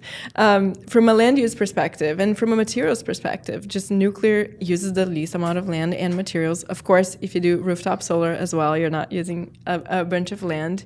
But we can do more with less with better technology. Like, does Sure. technology solve every one of our problems? No, but we can definitely improve.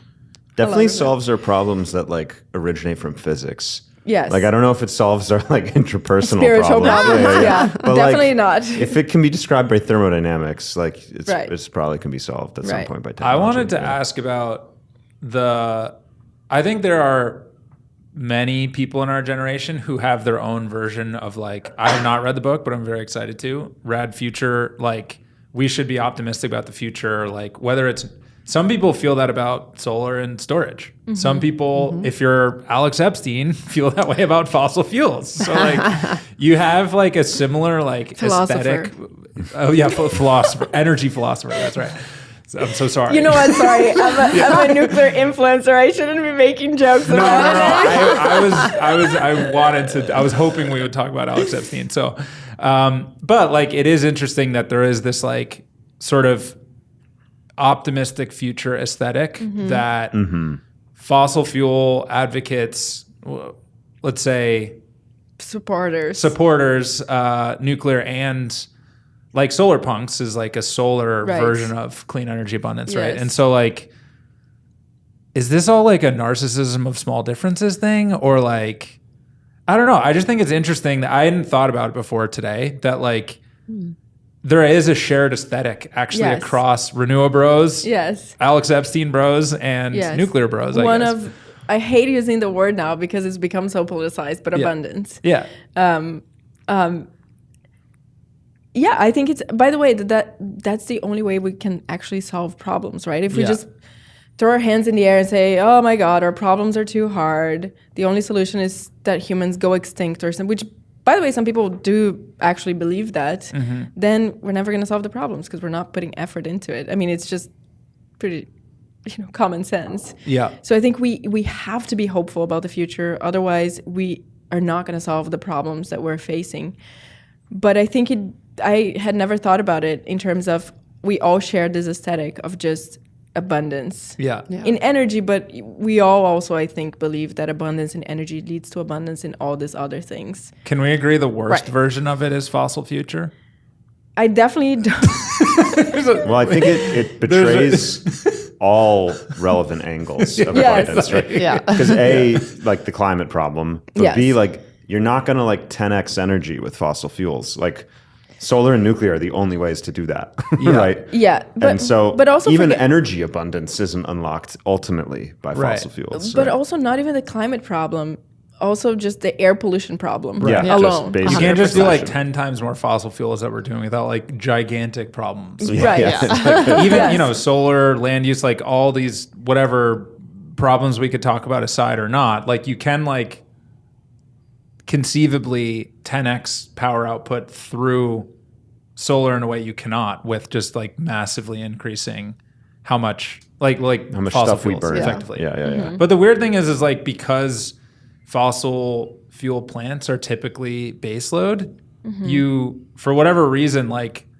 in Yeah. the meme wars, like Alex Epstein would attach himself to nuclears. I know. To nuclear, like he does, Yes. and that is not, like renewables is kind of on its own island. And I wonder if we should create a nuclear renewable alliance against. I mean, I've been posting about it. I think this is the alliance. It's the Yeah. clean energy. I mean, in my Yeah, book it's as clean well. energy. Like Yeah, I yeah. talk about it's a clean energy Yeah, yeah. revolution. Yeah. And the only reason why I only focus on nuclear is because it was the only one that was a vibes thing. Right. So that's yeah. all I could do with my modeling platform. Was focus on the aesthetic and the vibes. But I do think it was the most left behind. Like it needed the It most needed work. that. Yeah, like it yeah, needed yeah, that yeah. of all if that. you ask more. the average Yeah. person, the average young person, do you support solar? They would say yes. Yeah, So I right. think it has like a 90% approval And nuclear, rate. you'd get half of them being like, "Ooh, yeah, Back then, even you had like more." Yeah. 49% saying yes, Yeah. but now it's actually a lot higher. But yeah, I think it's a clean energy thing. And by the way, none of these technologies are going to do it alone. I always ask, there are nuclear people who are like, we don't need renewables if we go all in on nuclear. And I say, okay, show me your plan. In the same way as they ask the degrowth folks, show me your plan. How are you going to build nuclear everywhere in the world to provide all of our energy needs? Yeah. How is this going to happen? Yeah, I mean, some might even argue that nuclear plus clean distributed energy specifically. Hey, look, the I right. think it's a great combo. Yeah, because Big- it's like big it gives you like centralized big baseload. Yes. big centralized baseload with Yes. like nice, clean, very safe distributed energy. Yeah. So you So, like, mix, you you're- get that resilience, you get that like peak load Flexibility. flatten Yeah. out the load for to the flatten mix. out the load. And then you have your like nuclear power plants Just in like safe chugging places, out energy. shoving Yes. out energy. I think I agree. I think that's the move, and that's Yeah. why I do like the large light water reactors. Yeah, because I don't think you're ever going to put an SMR in New York City. Like, I don't care how safe it is. Like, the risk versus number of people, maybe not never, but like, no. I mean, there are reactors all around the country in universities, right? Like research reactors are Columbia operating. used to have one Yeah. in Manhattan. So, yeah. but people don't even know about it. Yeah. Is the truth. I think you might. I mean, I don't think SMRs make a lot of sense for a country like the United States. They might make sense for countries that have way smaller grids, like developing nations, but how long is that going to take? And then the reality is, I'm not anti-SMR, but we tried a lot of these designs in the 50s. Like, we literally tried building molten salt thorium reactors and all the reactors that people now talk about again. We tried building them, and in most cases, they were just too expensive. And if they were expensive in the 50s, Right. how expensive do you think they're going to be now? Okay, that is another thing that I wanted to get into as well. Is like reactor design going forward effectively. Yeah, why don't we just generally bring up the topic of like, so what's the future of nuclear? Like we've sort of like talked about The past. I don't mean the future like the big future. I mean just like tomorrow. Yes. What Wait, but before we move on from the solar thing, I do like I'm stealing all this from Jesse Pelton. Do you know yes. Jesse? Okay, so he has a beautiful brain. I've not done any of this research or checked these facts myself. Grok has checked a lot of his work. And he's been pretty spot I was on. like, Which we is like, just do we trust trust? Jesse. We just trust. Well, we trust Jesse. Yeah, we trust Jesse. So Jesse, I'm espousing Jesse right now. I like his take one that basically he says in the short term it's all solar and gas because like nuclear is still like to build net new nuclear, like there's a lot of work to do. And to your point earlier is like solar relies on gas, right? But in the long term, it's only solar and nuclear that are like players at all. If like we're to become like an energy dominant civilization, like type 1, whatever. And in fission and fusion, possibly. Right. Like all versions of nuclear, right? And so like there is some like compatibility with solar and nuclear, like moving like in the like medium to long term for humans. Like there's no like solar versus nuclear, right? They're very it's and both. Yeah, it's an and they're very like different. Like having a huge light water or fusion reactor, what have you, versus like solar and batteries on your roof or something, right? But the one thing that he did talk about that was like very surprising to me, because I think if you do look in the short term, how cheap like solar and storage are coming off of supply chains in China, for example, like the what did we talk about? The BYD factory they just built, which is like the size of San Francisco. Yeah. And just like raw materials goes in one end and like $70 a kilowatt hour like installed storage comes out the other side. So like how far ahead solar and storage is on like the cheap front. Yeah. In the short term, that when Jesse did all the like first principles math on like material, like comparing raw material input into nuclear versus solar, he basically concluded like nuclear, they're actually like quite close in like the first principles like theoretical limit, right? Like Close on what? On cost? material cost input. So this was the surprising stat he said, where I thought nuclear would like dwarf solar from like a materials density standpoint. He said it's a factor of 2. And that you like the figured it'd be Abundance like- Institute did. So you take like steel and cement and all this stuff and you like build a nuclear plant, and then you take like glass and silicon and all this, and it's like, it's not as like a 10 or 100x difference. I wonder between, if he's taking into account that a nuclear power plant will run for 80 years, though. He's definitely not. It's just like nameplate capacity of like a unit of energy created or something, or kilowatt like nameplate. I forget the fact. Yeah, so I can't can't comment. Yeah, I can't comment. I think the point being though is that And like, what capacity factors are you assuming? Like, it's just he's like derating at Yeah. 30% or whatever. But I would have expected from basically like my view going into talking with Jesse is that solar and storage are sort of like, because of our lack of investment in nuclear, are like ascendant right now and are or like can be cheap relative, but on like a first principles physics basis of nuclear will like always be off by like a factor of 100 or a factor of 10 even. And he was basically like, it's actually a closer race than you'd think in the like long term. So whether that's true or not, I do think the question, you can say like nuclear and solar end up being closer than you'd think on costs. Like nuclear doesn't like trounce it, but where we are today, it still feels pretty far off. And so like totally. the question In for the me United remains States, like in the United West. States, Yeah. like what investments should we be making in accelerating nuclear? Yeah, that was exactly. That's where I like was- what I'm yeah. trying to wind up Yeah. to, but like, and to make it on this like grander scale, them be much more cost comparative. okay. I can't comment on the like comparison between both of them Yeah. because I don't know. This is the first time I hear this. Yeah. And the first time I heard it was from Jesse. Yeah. So again, I'm like, this is Yeah. like It's like there's a like a new telephone. take entering the meme Yeah. sphere, right? So Right. we can talk about that or not, but I do think the question still comes back to like, can existing technologies in nuclear become as cheap Well, as like, we how need do we them get to be, there? or Yeah. like how do we How do we get there? like make How it do we super get there? cheap? Yeah, Yeah. maybe like Yeah. a simple way to put this is, let's say we've solved the fear and the degrowth problem. Yes. What do we do? Yeah. Yeah. So first, why did it get so expensive? Because nuclear was pretty cheap at one point. I mean, not extremely Too cheap to meter, Not but too yeah. cheap. Yeah, Never yeah. too cheap Yeah. to meter. But it Yeah. was competitive Yeah. with fossil fuels at one point. And then obviously, as we talked about after TMI, regulations changed. Projects were canceled, and a lot of them got even more delayed, which obviously costs more money. But in reality, what you saw after that was basically decades of bad project management. And this is broader than just in the nuclear industry. I think you can see that in every big Like all project large in the United States. infrastructure. This Exactly. is just like building That's stuff in the all- US and every general. large Yeah. High speed infrastructure. rail. Yeah. Yeah. Exactly. And so the truth is, we just got really bad at managing this project, and then we stopped doing them all together for decades. So when you look at Vogel, you know, people are like, you just look at Vogel. It came, I don't know, it was like $15 billion over budget. Yeah. And it took 3 years longer than planned to build.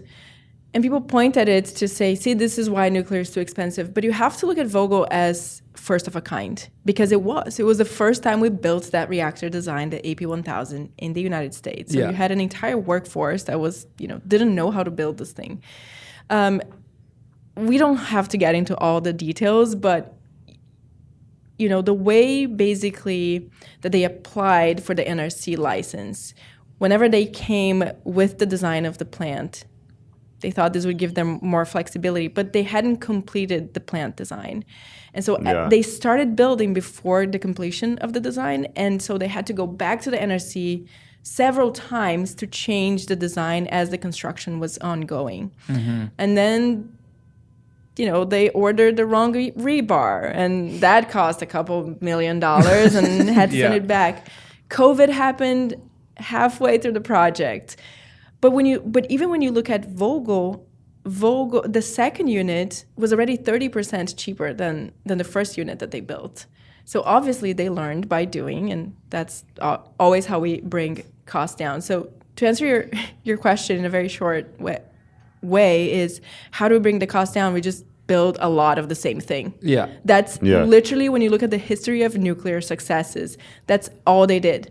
They picked one design and they build the hell out of it. Yeah, France, Korea, China, did that. Korea did that. China did that. And so my fear with the current 70+ nuclear startups is that we're not building the same thing over and over again. And their argument, to their credit, will be, we are going to build these things in a factory and they're going to come in the back of a truck and we're just going to assemble on site. Guess who did that? Vogel people, like literally AP1000s are large, what Mark calls large modular reactors. They built the parts in a factory. You know, they shipped it somewhere and it was assembled on site. Yeah. And we just don't know. Like I mentioned, in the 50s, we tried so many of these small modular designs and they all ended up being more expensive. I think people don't appreciate how technologically complex nuclear is. And when you start getting into really exotic designs with exotic fuel, exotic coolants, you run into a lot of technical challenges. That just means more maintenance. That means lower capacity factors. Like most of these SMRs in the 50s, they had like 10% capacity factors. Now, if I'm Google or some other company that's building a data center and you build a reactor and your capacity factor is 20%, how does that make sense? The only reason why people are betting on nuclear is because it's a reliable source of clean electricity. So, you know, I don't want to seem like I think SMRs are not going to happen. I think there is a place for them. I feel like people are getting too excited about them. I think people are just like being like, oh, we don't need large nuclear because we have, we have SMRs and they're going to solve every problem. Guess what? We haven't built a prototype.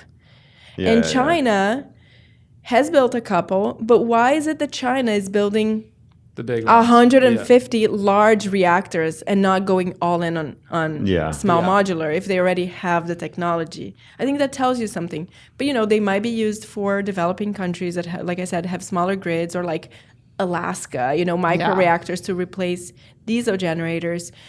But also, again, in the 50s, we started with small reactors, but then they realized, oh, if we just make it a little bit bigger, we might bring the cost down. And that's how we ended up with the big reactors of now. And so I think, a more specific version of my question would be like, doing things repeatedly at scale gets us like very far. Like we get to nuclear programs like France in its heyday, or China today, or South Korea or Germany or whatever, like which the US is not currently doing. Do we need, or is there even a path to a like 10x cheaper or better reactor design over time? Because I do think like some of the SMR, like we're going to build it in a factory or whatever. But what do you mean by better? By like a 10x cost reduction in how we you know, like installed capacity of a nuclear plant, like 10x cheaper. Like one, do we need some paradigm shifting technology. Like one, do we need that? And two, is there a path to it, or is just doing like the, you know, mass manufacturing, build a real industry around it? Does that like get us far enough to like really make this as cheap as it needs to be to like proliferate? I don't know this number off the top of my head, but I do believe that we have built in the past 10x cheaper, right? Large reactors. Well, then compared to Vogel, yes. So we can. I'm like comparing to like what China is making. What China is making, which is like comparable to natural gas. Right. And so, yes, the answer is like physically, yes, like China is doing it right now, right? Yeah. I think the question with, is there a technology that's going to be better? Maybe. But I just don't want us to put all of our hopes in this Right. one basket. Yeah. Whether it's So I think maybe the answer is, just go to INL or some other federal land, build your prototype, see what sticks, what not, spend the next decade trying to refine, get better capacity factors and so on, bring the cost down. Like, great, I'm all for that. But in the meantime, let's start building the stuff that we know Like build a real works. industry, hammer in Exactly. a ton of them. It's going to be like as cheap as China's doing them today. Exactly. It's going to And- beat lots of fossil fuels and renewables and everything. Yeah. And then like do your little experiments on the side. Yes. If, Yeah. If I mean, I so could going- like talk. Oh, you first. Go. Yeah, I was just say, so, I mean, going back to like the government intervention side, like, do you think that a private company can just like go do the AP1000s, or do you feel like there needs to be like what level of government intervention this is a do you great think question. is needed? Like, because all the in order for examples this we to be pointed successful? to are basically like very centrally run government programs. Yes, Right. Yeah. totally. And I think it's happening right now in the U.S., right? So in the executive orders, they Yeah. specifically talk about AP1000 builds. They talk about 10 units. So there's the LPO, which is also essential if you want to build any nuclear, not just large nuclear. But this is actually the biggest problem, like in nuclear right now. It's the financing. If you go talk to a utility, they will tell you, I know we need nuclear. I would love to build a nuclear plant. I don't know what to build because SMRs don't exist as a product, right? If I'm a utility, I cannot go buy an SMR. And I'm not going to put my entire company's balance sheet on the line to build an AP1000 or another large reactor. So that is something that a couple of companies are trying to solve.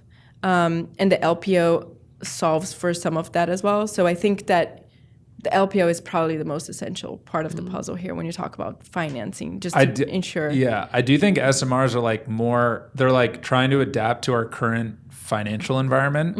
Like Yes, there is this exactly. whole thing that's very Yeah. real of like we used to build like cathedrals over like 150 Right. year Yes. time But scales. we Yeah. What don't. about like the Hoover Dam? No, like private equity guy Yeah. knows how to be Try. like, this is an 80-year asset I'm going to fund. They just Yeah. like want Nobody their wants bonus that. next Totally. quarter. Like, Yeah. like Yeah. 2 Totally. years. Nobody wants that. It's a Nobody huge knows how to upfront fund that. cost. Yeah. Yes. Yeah. It's a huge upfront cost. But that's the thing that, if you've listened to James Krallenstein, Yeah. who's like probably the person that knows the most about Vogel and all the past builds in the US, it's that a lot of these SMR companies are trying to solve fundamentally a financing problem with technology. And that's the wrong solution because when you go to compare the cost, it's I think most people who have small modular companies, they know that they're never going to be able to compete on cost with large reactors.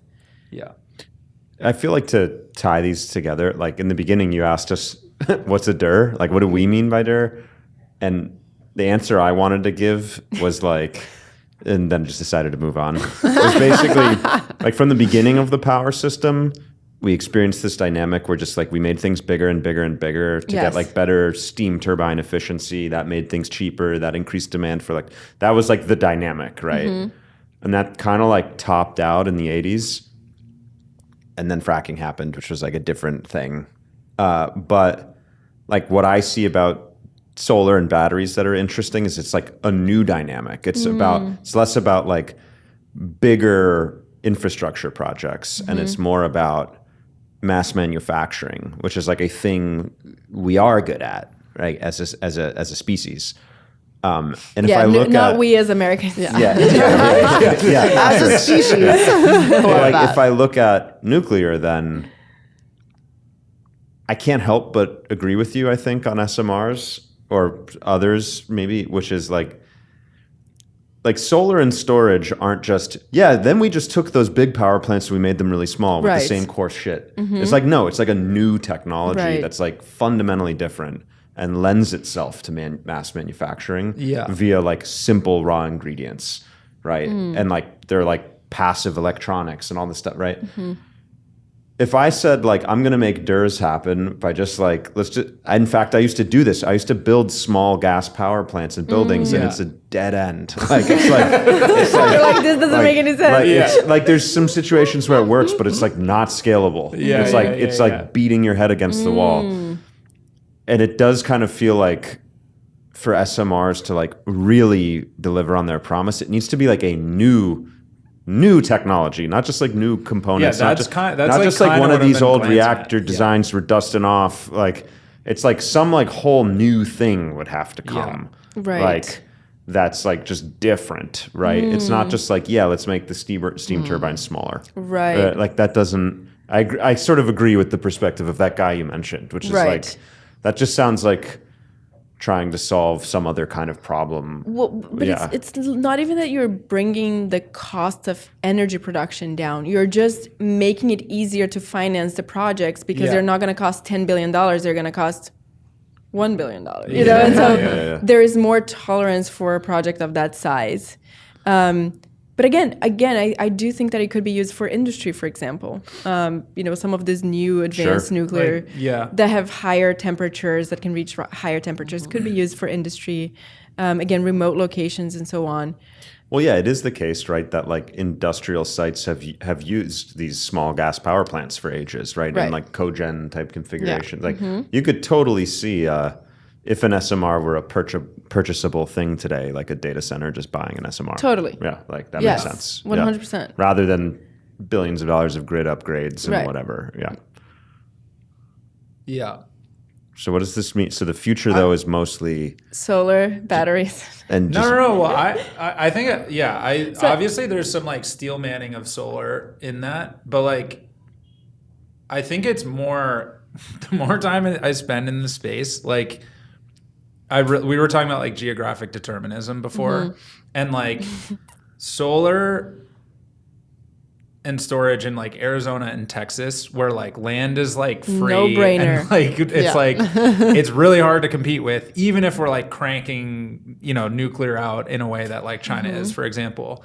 But then like in the Northeast or in Canada or Germany, like solar is never going to compete, and so it's just like, what did Jigger say on our podcast? He's like, just because you can make potatoes at like $3 a pound doesn't mean you should only eat potatoes. Right. Like, power grids for what? And I think it's hard for us to think about this, because when you look at like other energy systems in the past, like we talked about coal.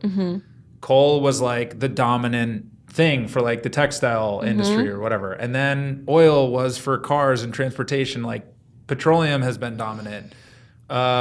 Whale oil was for like lighting, blubber, right? Yep. But when you look at the power system, I think we're all like, oh, what's going to be like the one thing that like makes it? Yeah. And it's still like when actually like Jesse, it was very surprising to me, because like at first I was like a nuclear maxi, and then I showed up at the department. I got like, okay, I'm just going to go work in solar. Yeah. But I would say like it was like a especially recently, like non-ideological solar maxi. I'm just like looking at the solar curve going like that of installs and just being like, that's happening. And nuclear is like flat like this. Maybe going down a little bit. Yeah, maybe like going down a little bit. And so I'm not making like a value judgment on them. I'm just like, that's growing way faster and is going to continue to grow fast. Right. Like that's my position. Yeah. But like then you zoom out and you look at like 200 years from now, and it's almost like, what was surprising to me in Jesse's take is that neither of them are like so clearly 10x better than the other, that like there seems like there's room for both in the future. And so now I'm like reunifying my like, I like his take that in the long term, solar and nuclear is all that matters. Like, and who knows like what mix of what happens and who gives a fuck, because there's gonna be a lot more energy of like, compared to what we're using today, like writ large. But that's the thing. It's like we just can't try to predict right now. Oh, it's going to be 80% nuclear and like 20%. Like who the hell cares? As long as we are making, as long as you're growing both, like that's as long really as we're growing both and replacing fossil fuels and scaling supply to match demand. Like who cares what that mixture looks like? Which is why I have such a huge problem with the 100% renewables stupidity. Because it's like, why? It's such an arbitrary goal that just makes everything harder. And to your point, maybe solar doesn't make sense at all in Texas, but it does make sense it certainly makes sense in Germany. Right. Yeah. Just because I always have talk trash about Germany. Yeah. And like Iceland probably, well, no, because they have a bunch They of have a bunch of hydro. geothermal That's and right. hydro. Yeah, Like, that's right. it doesn't Yeah, make yeah, sense. yeah, In right. Brazil, we have a ton of hydro, even though that's also kind of not as reliable anymore. Right. But you can't just be forcing a technology to work in a place where Yeah. it doesn't make sense. Yeah. And nuclear works in places that are land constrained, that don't have a lot of solar, wind, hydro potential. Right. And you need water, though you can build nuclear in the desert, as we've done with Palo Verde. So I do think it's still fun to guess. should we place bets? Wait, but also just by for the what record, date? so David Energy, I don't know how much you know about the company at all, but we want to be like the first like fully real time, physically time aligned match supply and demand, 100% clean energy. Our mission statement is we're on the grid 24/7 on clean energy. There you go. Not like whatever it is, we don't give a shit. We'll buy it. Yes. Like it's not that's not fossil fuels. Yeah. Right. I do think in the short term we're very much like believers in solar and storage as ascendant, but like that's not the like 10, 20 year view or whatever that I have. So what is the 20-year view? Yeah, you I said think- it's fun to guess. No, I do. I position I've said This is before. 2045. It's not, again, this is not, there's no ideology behind this. It's just Yes. like me. No, just like predictions. What are your vibes? Okay, Yeah. just looking at the reality Yeah. around us based on what I know, what is like my best guess of what it's going to look like. I think nuclear might be lower as a percent of power generation today, which is like 20% in the US, than if I had to take the over-under, it would be under. In 20 Under years. 20%. You're saying Well, it'll under go what down. it is today as a percent You think mix. it's going to go down? We may even build net new power plants. Yes. But demand growth. But demand and like Yes. total supply growth, it may actually end up slightly falling until I start seeing the like mass. Hey, we're not doing 10 units. We're gonna do like 100, right? But that's like that view could change in 6 years if we like actually build the first 10, and then you can see like, oh, we can there's easily a build the path next here. 100. Yeah, Right. yeah, yeah. But there's no also- like BYD factory. There's also uprates. uprates. Yes, you can go into the Like existing upgrading nuclear existing plants. fleet and upgrade to Right. get like 20% more. Yeah, interesting. See, I don't even know about that. Yeah, That- you can get like 10 gigawatts in the next 5 years just from Right. uprates. Constellation's Yeah, interesting. doing that, right? Yes, For and- yes. one of the But I just mean like hyperscalers, I don't see the evidence of like the BYD factory equivalent for nuclear being built anywhere in the world, let alone Yeah. the US. And so it's not a value judgment. It's just a Okay. like I think of Yes. it more as like an observation. You're, that you're can like change trying as- to detect momentum. Yeah. Yeah, basically. exactly. Yeah, It's the He same is- thing. I walked to the nuclear plant. I was like, I want to be a nuclear engineer, and then I was like, this shit's cold. I'm gonna go where it's hot. Like that's Yeah, just yeah, but that's Even not though true nuclear anymore. is actually really hot. That's hot now. So, Physically. Yeah. That's right. No, but I do hope that me walking into that department now has a Yes. very different calculus. for sure. Which Yes. like I am not on the ground, so I could be deeply wrong. And in 5 years, I'll just be like, oh, it's gonna be 40%. Yeah. You know, it's just like Yeah, I who don't see knows? the signal yet. And like, of, nobody yeah. could have predicted that all this momentum for nuclear was going to happen No. 2 years ago. No. right. Like even 2 years ago, the conversation was very different. Yes. And so who knows what's going to happen in the next, but I agree. And you know what? I don't care. Like Yeah. as long as we're moving towards replacing fossil fuels, Right. I don't care if it's 10% or 5% or 20%. I do Right. think there's probably a level that you need to in order to be able to maintain an industry, right? Like to maintain the workforce and all Yeah. of that kind of stuff. There might be a magic number there. Yeah, if there aren't like net additions, then like Exactly. that's literally talking about it shrinking. then. Shrinking, Yeah, and exactly. that's- If you're not But it sounds I like will- you're I saying there would will say- be you're viewing Yeah. it as net additions, just with a even faster growing load base Yes. and retirements, and so like all of that combined. If you I think just is a look at slightly my lower. like power Yeah. market Yeah. interconnection queues, which are like a lot of it is like the next 5 years are locked. yeah. Yeah. Maybe even the next 10, it's all solar storage, wind, and gas.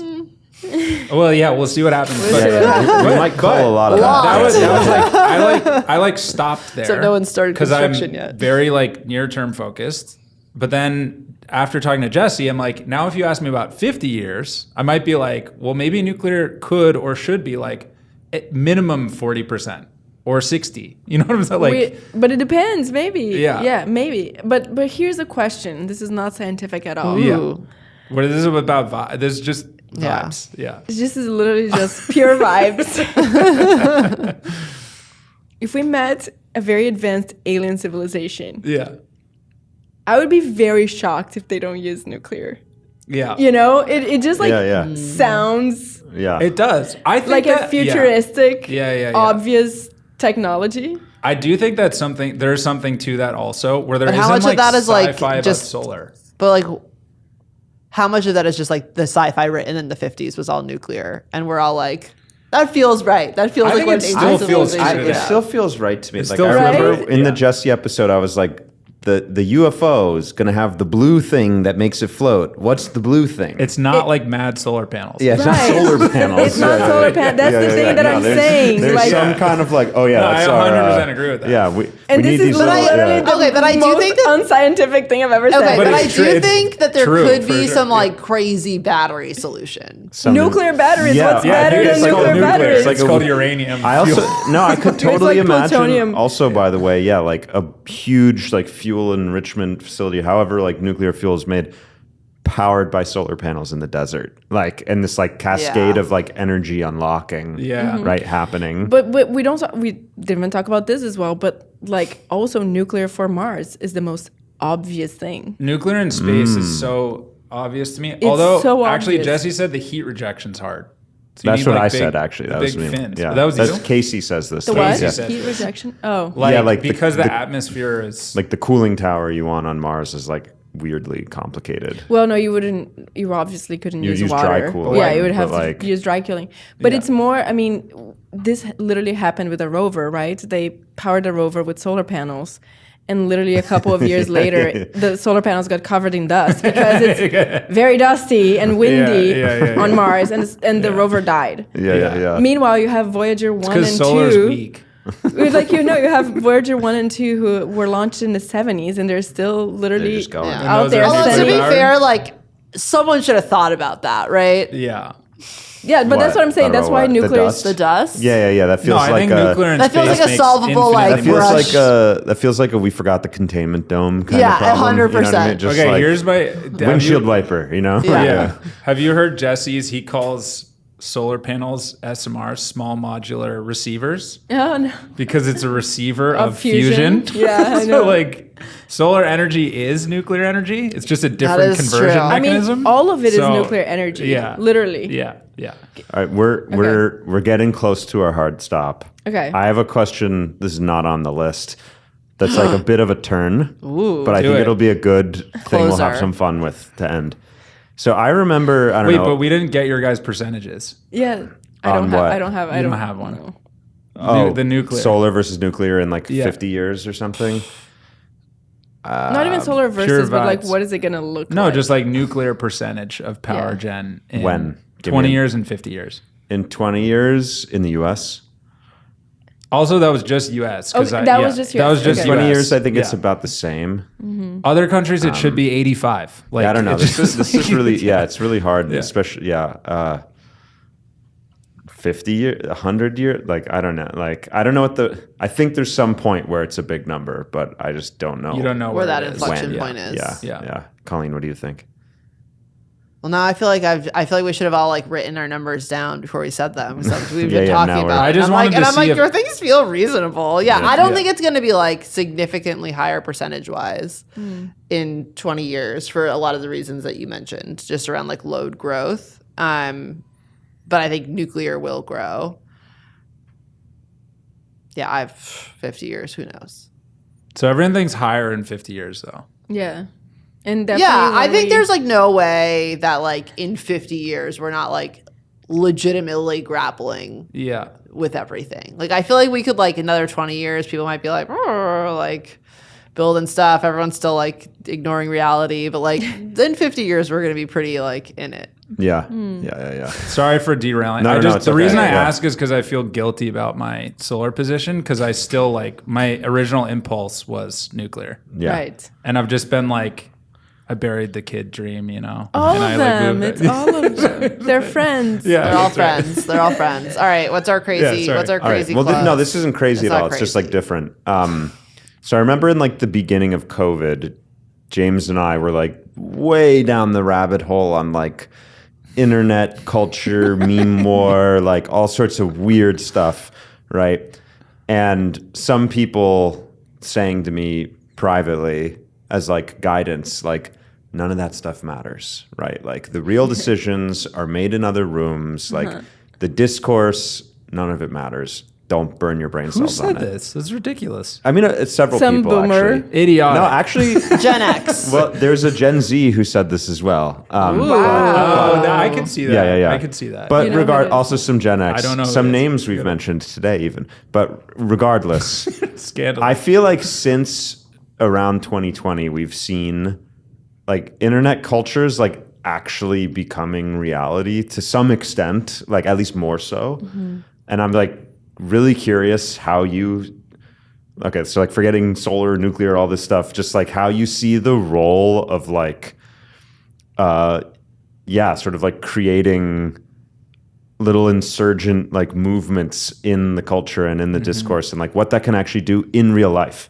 Because if we look at this like weird turn that's taken where like suddenly nuclear is like kind of cool, like like I think you can point to a bunch of people posting as Yes. like the like source of that, right? 100%.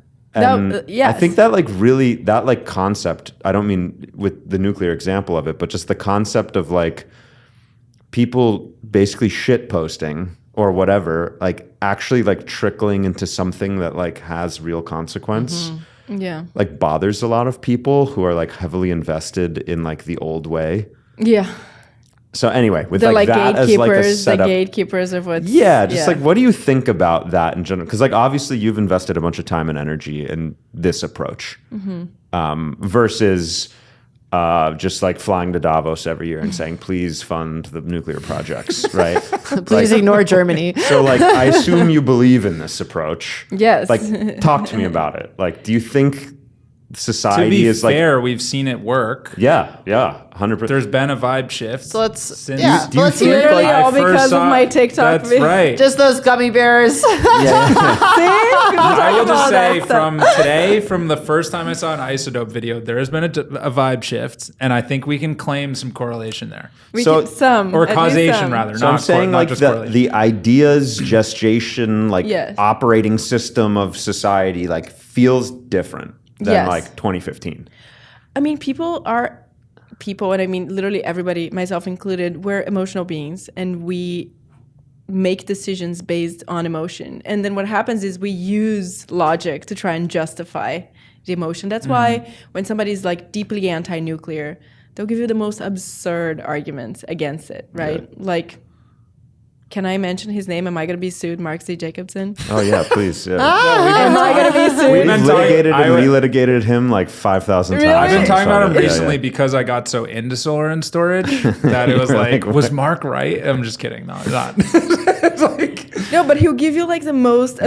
absurd Yeah. reasons why you can't, like nuclear is not the way, and it's because he's so firmly against it. Who Yeah, knows yeah, why? yeah, yeah. Daddy issues. I don't know. I don't know. Make accusations, but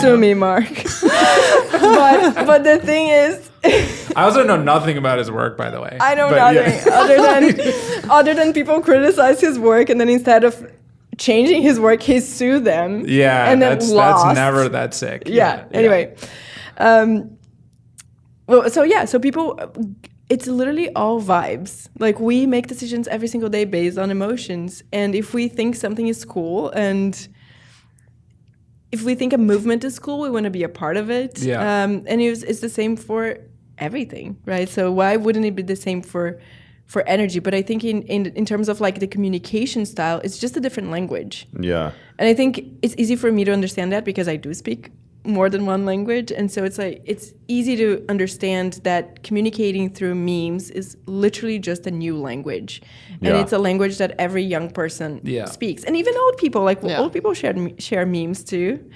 Really cold memes. Cold memes. Not Yeah, not dank enough. Not dank enough. Not dank. Well, I mean, the like, yes, humans like are emotional and respond to story. It's all Yes. vibes. But then also coupled with like something about like virality and like the way the internet works. There's like a Yes. there's like a different lever to pull now. Totally, because That- you can reach so many more people. How Yeah. many average Americans were, being even exposed to some of the ideas that we're talking about pre-internet or just pre-social media, let's say? Yeah. Very little. So I think Yeah. obviously with social media, you just have the world as your oyster. You can reach all these different demographics that would never be interested in what you have to say. And I think that's why memes are so important, because they translate sometimes complex information that maybe people wouldn't understand into something that they can. Yeah. And that's literally what I have done with my content, right? Is try to get people who are not interested in nuclear to listen to it. Yeah. I do think there's like some broader, and this is gonna go down like a really big rabbit hole, so we can kind of just. But I feel like there's like the broader shift towards populism and like anti-academics. this is a rabbit hole. That is, I know, but I think that is like why this has like created a space for people to like not just like share memes and vibes, but for it to like actually then infiltrate back into like legislation Like and decision decisions makers. and all of that. Yeah. Because it's like very much like we've shifted into a culture of going more where the people are going, where like there's a distrust of like the decision makers and how they talk about things. Yeah. And so I think that's like can't be understated as part of the shift. And it's like hard to know which came first, right? Yeah. And how they influenced each other. But I just think it's as simple as we had a physical like information dissemination system, which was like cable news and newspapers and stuff, and it consolidated, and there were gatekeepers in that like represented certain power structures, and then the internet came along, and it like Just blew there's that no whole thing gatekeepers open. anymore. So like people can just walk in and like create new narratives, and I think that's a very positive thing in a lot of ways, obviously. But Also negative in so many It ways. can be negative but for sure, and Like there's- literally everything. like But- everything. Yeah. Yeah. It's just like a new fabric of how Yeah. things Yeah. work. Totally. Yeah, it's just I- a new way, and I think that the people you're talking about, they're the gatekeepers, right? It Perhaps, brought them. yeah, It yeah. brought them so much. They felt so good about being the ones that can have this conversation and the ones that can influence politics and so on. So they're bothered maybe by people who are coming in and don't necessarily have a Yeah. background. And Yeah. Yeah, I guess I could see that. Yeah. I have kind of a follow-up to that question, which is like there's a post-isodope vibe shift. We don't have to talk about causation. Let's just say that. That's true. Listen, there's a This new is true. isotope. Yeah. And you're like what is next? Like what's the next like vibe or narrative battle to fight? Is it like more nuclear? Is it like what are you focused on now, basically? Like that I've done my job. Yeah, you got That's all your I shit. know. Like, I Yeah, did yeah, You're your content, influencing, it's you wrote your different. book, like people like Yeah. nuclear, like what? Yeah. Like what's next? Where are you like, I want to go like mess with those memes over here now. or Yeah, so something. I have this email from March 2020 where Yeah. I wrote somebody that I was telling about isotope, and I said I had like a couple of goals. One of them was prevent the premature shutdowns of nuclear power plants in the United Crushed States. it. Check. Diablo Canyon, check. And by the way, Diablo Canyon, I specifically chose Diablo Canyon because I knew it would be a symbolic win. Yeah. If we California. could, it's yeah. California. If we It's could like the keep- Germany of America. It's yeah. literally the Germany of America. Like most of the anti-nuclear movement happens there. People Yeah. were arrested protesting that plant. I mean, the whole shebang. So I was like, okay, if we can save this plant and keep Diablo Canyon, keep California a nuclear state, Yeah. I think that sends a very strong message to the rest of the country and maybe even the world. And then the other thing was just, educate younger people about the benefits of nuclear. And I was like, oh, okay. What else? To your point, like what What's I've next? given What's the given next a TED goal? talk. Yeah. I've written a book now. People are on board. 61% of Americans now support nuclear, which is awesome. crazy. Yeah. I mean, this is the highest number was 62%, and then Fukushima happened. So what's next Yeah. for me? I want to actually help build reactors, not with my Hell own yeah. hands, but with my Yeah. brains, probably. Yeah. So I want to see this renaissance through. I don't want it to be a flop. Right. and then we're not going to go down this rabbit hole, but I became very interested in AI safety as well as I was writing the book about nuclear, because I think there's so many weird parallels. I was gonna say that. Like, Yeah. You're right. We do have a nice chat bot. But like all of the narrative around AI is doom and gloom. Like much in the way, like it I'm feels always nuclear very nice to bomb-esque, my chat you know? bot. Yeah. What is it? When AI comes for humans and they look at how everyone treated their chatbots, I'm gonna get You got to stop saying thank you. It's costing tens of millions. You're of dollars. you're actually making climate change worse by saying thank you. And the AI I don't is, send another response. mad that I it has just to do am nice more. in how I ask for it. yeah. Yeah, you definitely have to be nice. I mean, it's not even that they're gonna come and murder us, but all these different ways in which AI can completely destabilize human civilization. I think, yes, the narrative is doomed, but we're not taking the necessary precautions because Right. we didn't start with a Hiroshima. We started with a nice, friendly That's right. chatbot. Yeah. Right. But I agree with the like similarities. Like Yes. we talk about like proliferation. We Totally. talk there's like Yeah, all yeah. these very similar things. Yeah. So AI safety and build nukes. Yeah, and just Yeah. see the renaissance through. Yeah. Great. By the way, when I talk to chatbots, I say, "Hey, you little runt, parse this data. My name's Colleen." It knows. He's the first one to go. No, my name is Colleen Medalitza, and I need you to clean this fucking data. Yeah, but for they me." know. Yeah, they know. They do. They probably. know. Yeah. What are there like? You can't fool the AI. But Where are the exciting places to look in like what do you are there any like nuclear companies or projects or people you want to like plug that are any gonna big shouts build other than like, for the AP 1000? No, I try to stay away, yeah, okay. from any of that. Right. Because they're all my friends and they're all my children and I love Yeah. them.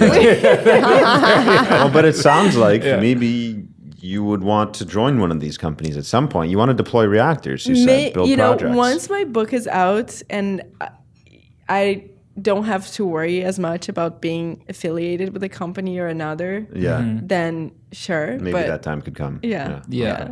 When are we gonna build the first like non-Vogel nuclear in? Like a prototype or like a commercial? Yeah, or like when you're like, I want to next see it through. I commercial. want to next build. commercial. When are we going to this build out. the next like reactor? what does that does that look like? Like what's that time scale? I think we're gonna start building the next reactor.